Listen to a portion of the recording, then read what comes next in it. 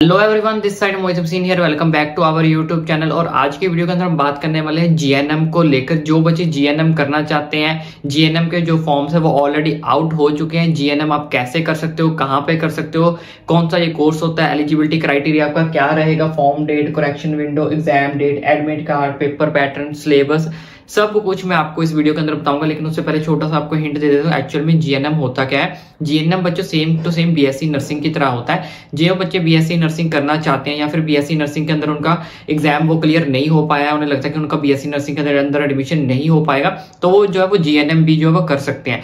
बाकी डिटेल में अगर आप इसके अंदर डिफरेंस जानना चाहते हो तो मैंने आप एक वीडियो देख रहा हूँ, ये वाली वीडियो का लिंक आपको नीचे डिस्क्रिप्शन बॉक्स में दे दूंगा, जिसके अंदर मैंने ऑलरेडी एक्सप्लेन कर रखा है जीएनएम, एएनएम और बीएससी नर्सिंग के तीनों के अंदर जो मेजर डिफरेंस क्या होता है। तो सारा कुछ डिटेल में आप इस वीडियो को में जाके चेक कर सकते हो, जिसका लिंक आपको नीचे डिस्क्रिप्शन बॉक्स में जो वो मिल जाएगा। तो यहाँ पे बेसिकली बात करें तो जो जीएनएम होता है वो आपका 3 साल का कोर्स होता है, 3 ईयर्स का कोर्स होता है, तो जिसकी फुल फॉर्म होती है जनरल नर्सिंग एंड मिडवाइफरी। तो जिसके अंदर मैं आपको आज की वीडियो के अंदर ये सारी डिटेल्स के बारे में बताऊंगा कि एलिजिबिलिटी क्या रहेगी, कैसे आप अप्लाई कर सकते हो, फॉर्म डेट कैसे है, correction window, exam date, admit card, paper pattern, syllabus के बारे में। अभी साथ साथ ये भी बता देता हूँ, ये जो फॉर्म्स निकले ABVME यानी कि अटल बिहारी वाजपेयी यूनिवर्सिटी की तरफ से जो वो निकाले गए, जिसके अंदर आप जो फॉर्म को फिल करके अपने जीएनएम कोर्स के लिए जो अप्लाई कर सकते हो। बात कर लेते हैं जीएनएम फॉर्म्स को लेकर, लेकिन उससे पहले मैं आपको एक चीज क्लियर कर देता हूं। जो बच्चे जीएनएम देना चाहते हैं तो इसमें थोड़ा सा सिलेबस आपका as compare to BSc nursing के लिए कम रहता है। कम आपको बीएससी नर्सिंग से थोड़ा सा कम पढ़ना पड़ेगा। पेपर जो इनका लेवल होता है वो भी काफी ज्यादा इजी होता है। दूसरी चीज मैं आपको ये बता देता हूँ, जो सबसे बिलो लेवल का होता है वो एएनएम होता है, उसके मिड लेवल पे जीएनएम आता है, सबसे टॉप पे बीएससी नर्सिंग होता है। तो अगर आप बीएससी नर्सिंग आपसे नहीं हुआ, आप फॉर्म नहीं दे पाए, फॉर्म फिल नहीं कर पाए, तो आप जीएनएम के अंदर भी जो वो जा सकते हो। तो बेसिकली मैं आपको ये सारी की सारी चीजें यहाँ पे सब समझा रहा हूँ। रजिस्ट्रेशन जो आपकी स्टार्ट हुई है वो 22 जून से आपकी रजिस्ट्रेशन जो वो स्टार्ट हो चुकी है। लास्ट डेट आपकी जो है वो 12 जुलाई है। 12 जुलाई 2024 तक शाम 6 बजे तक आप अपने रजिस्ट्रेशन जो है वो कर सकते हो, फॉर्म फिल कर सकते हो। उसके बाद करेक्शन विंडो की बात करें तो 6 जुलाई से 12 जुलाई तक आपकी करेक्शन विंडो ओपन रहेगी शाम 8 बजे तक। उसके बाद एडमिट कार्ड 23 जुलाई को बच्चों आपका एडमिट कार्ड आ जाएगा और 28 जुलाई को मेन आपका जो है वो एग्जाम होगा। पेपर पैटर्न, सिलेबस क्या रहेगा वो सब कुछ मैं आपको जो है वो बता देता हूं। लेकिन एक चीज का ध्यान रखें, जीएनएम करने के लिए आर्ट्स वाले बच्चे भी जो है वो अप्लाई कर सकते हैं, लेकिन उनको प्रेफरेंस थोड़ी सी कम दी जा सकती है as compare to science students. लेकिन जो एएनएम होता है उसमें तो कोई भी स्ट्रीम का बच्चा जो है वो अप्लाई कर सकता है। बच्चों अब नेक्स्ट एलिजिबिलिटी क्राइटेरिया की बात कर लेते हैं यहाँ पे। तो सबसे पहले हमारे पास जो एग्जाम सेंटर है वो आपका कहाँ बनेगा बच्चों। एग्जाम सेंटर जो आपको पूरे यूपी के अंदर ही बनेगा, यूपी से यानी कि उत्तर प्रदेश के अंदर ही बनेगा। उत्तर प्रदेश से बाहर कहीं पे भी आपका इसके लिए एग्जाम सेंटर जो है वो नहीं बनाया जाएगा। यानी कि सारे के सारा एग्जाम है, जो जितने भी सेंटर्स बनेंगे वो सारे यूपी के अंदर ही बनेंगे, वहीं जाके आपका एग्जाम होगा। उसका पेपर मीडियम की बात करें तो पेपर मीडियम आपका इंग्लिश में भी होगा, हिंदी में भी होगा। आप चाहो तो इंग्लिश में पेपर दे सकते हो, हिंदी में देना चाहो तो आप हिंदी में भी दे सकते हो। उसके बाद पेपर टाइमिंग की बात करें तो पेपर आपको सुबह 11 बजे से 1 बजे तक होगा, यानी कि 120 मिनट का पेपर आपका जो है वो होगा। 11 बजे से पहले आपको जो एग्जाम सेंटर के अंदर जो पहुंचना पड़ेगा। ऑब्वियसली आपको 10 या 9:30 तक जो इनकी गाइडलाइन है वो इनको बोला गया है कि आपको 10:15 तक जो है वो एग्जाम सेंटर के अंदर रीच करना है। तो इस चीज का आपको खास करके थोड़ा सा ध्यान रखना पड़ेगा। उसके बाद एग्जाम फी की बात करें तो जो बच्चे जनरल ईडब्ल्यूएस ओबीसी कैटेगरी से तो उनके लिए 3000 रुपये फॉर्म फीस है, और जो बच्चे SC ST PWD से थे उनकी फीस 2000 रुपया है।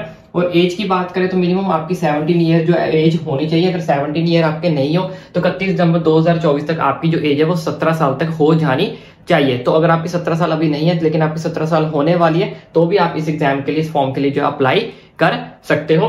तो इसके अलावा और कौन कौन सी एलिजिबिलिटी क्राइटेरिया रहने वाला वो भी मैं आपको फटाफट अच्छे से समझा देता हूं। लेकिन एक चीज का ध्यान रखें, जो मैंने आपको डिस्क्रिप्शन बॉक्स में वीडियो का लिंक दिया एएनएम, जीएनएम, बीएससी नर्सिंग वाला, उसको पहले अच्छे से देखने के बाद इस फॉर्म को जो है आपने फिल करना है, ताकि आपको पता हो जाए कि इन तीनों में एक्चुअली बेसिक डिफरेंस जो वो होता क्या है। फिर आप डिसाइड करना कि मुझे ये फॉर्म फिल करना चाहिए या फिर नहीं करना चाहिए। ठीक है, अब बात कर लेते हैं नेक्स्ट क्राइटेरिया के बारे में। जब बात करते हैं क्वालिफिकेशन को लेकर, तो यहाँ पे क्वालिफिकेशन आपकी क्या चाहिए, मिनिमम आप जो 12th पास होने चाहिए। 12th के अंदर आपके कम से कम 40% आपके जो है वो बनने चाहिए। मिनिमम आपके पास 40% जो है वो आपके पास होने चाहिए।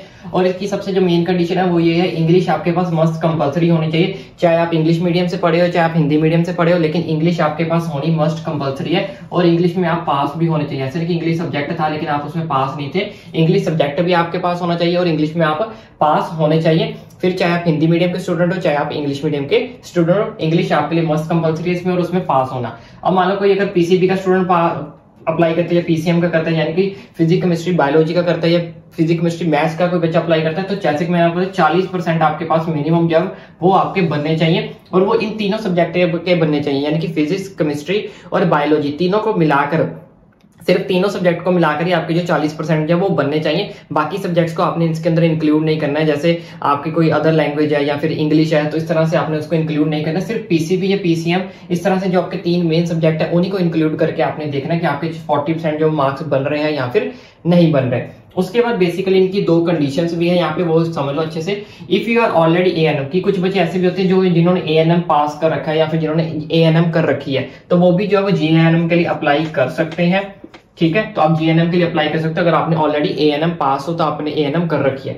दूसरी कंडीशन ऐसी है कि कुछ बच्चे ऐसे होते हैं जिनका 40% से कम बन रहा है, तो अगर पीसीबी या पीसीएम में कुछ बच्चे ऐसे होंगे जिन बच्चों का अगर 40% भी नहीं बन रहा है, यानी कि 40% से बिलो हो, आप बिलो 40% हो, तो ऐसे बच्चे क्या जीएनएम कर सकते हैं, लेकिन उन्हें सबसे पहले जो है वो एएनएम करनी पड़ेगी। एएनएम करने के बाद जो आप जीएनएम जो है वो कर सकते हो। जिन बच्चों का स्कोर 40% से बिलो है, ठीक है, तो ऐसे बच्चे डायरेक्ट जीएनएम नहीं कर सकते। डायरेक्ट जीएनएम करने से पहले आपको एएनएम करनी पड़ेगी। एएनएम करने के बाद आप जो है वो जीएनएम जो है वो कर सकते हो।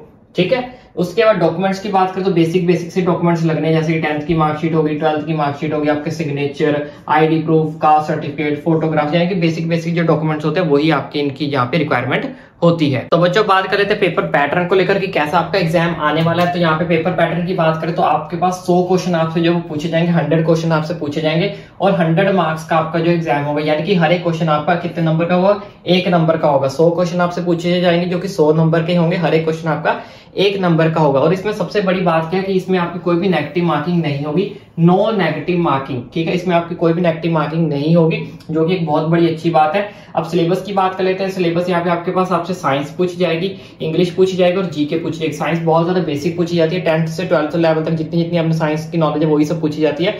खास करके 10th की साइंस को अच्छे से प्रिपेयर करके जाएं।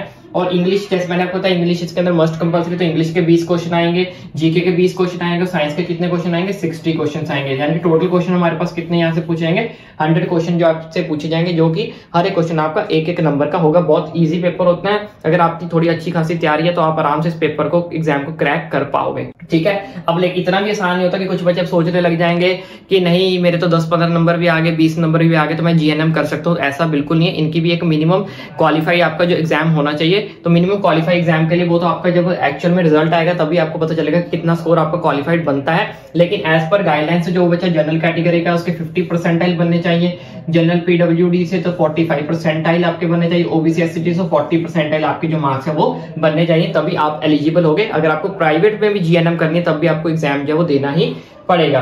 अब इस एग्जाम का नाम क्या है, उसका एग्जाम का नाम होता है यूपीजीईटी। और इस एग्जाम को रजिस्ट्रेशन आप कैसे कर सकते हो उसका लिंक मैं आपको अपने टेलीग्राम चैनल पर दे दूंगा, और टेलीग्राम चैनल का लिंक आपको नीचे डिस्क्रिप्शन बॉक्स में मिल जाएगा, तो वहां से हमारे टेलीग्राम चैनल को ज्वाइन भी कर ले।